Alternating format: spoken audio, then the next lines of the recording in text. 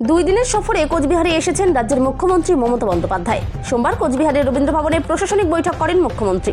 এখানে উত্তরবঙ্গের 8টি জেলার জন্য 428টি প্রকল্পের 1118 কোটি টাকা ব্যয় করার ঘোষণা করেন তিনি।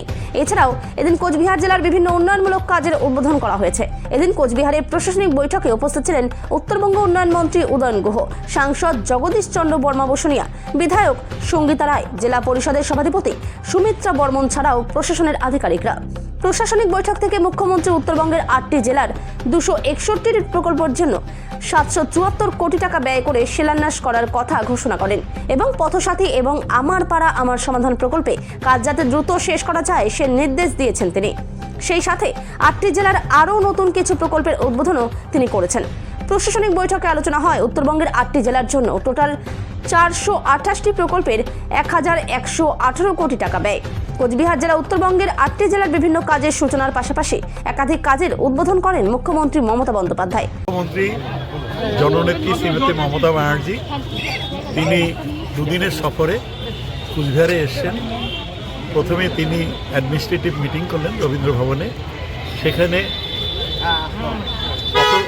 পথসাথীর কাজ যাতে দ্রুত করা যায়, যাতে আমার পাড়া আমার সমাধানের কাজটা দ্রুত টেন্ডার প্রসেস করে কমপ্লিট করা যায়, কাজগুলো সহ উন্নয়নমূলক কাজগুলো যাতে ভালোভাবে দ্রুত করা যায় তার জন্য তিনি নির্দেশ দিয়ে গেছেন। আজকে কোচবিহার রবীন্দ্রভবন থেকে উত্তরবঙ্গের 8টা জেলার বেশ কিছু প্রকল্পের তিনি শুভ উদ্বোধন তিনি করেছেন এবং আমরা মুখ্যমন্ত্রীকে কৃতজ্ঞতা জানাচ্ছি যে তিনি যখনই আসেন খালি হাতে আসেন না, উত্তরবঙ্গের জন্য উন্নয়নের ডালি নিয়েই আসেন।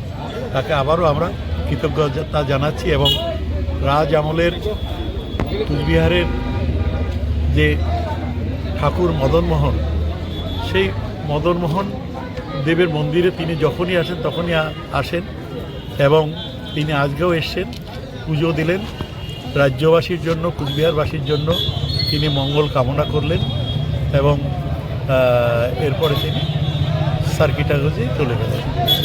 আগামীকাল তার জনসভা রয়েছে রাসপালার ময়দানে, একটা ঐতিহাসিক জনসভায় পরিণত হতে যাচ্ছে।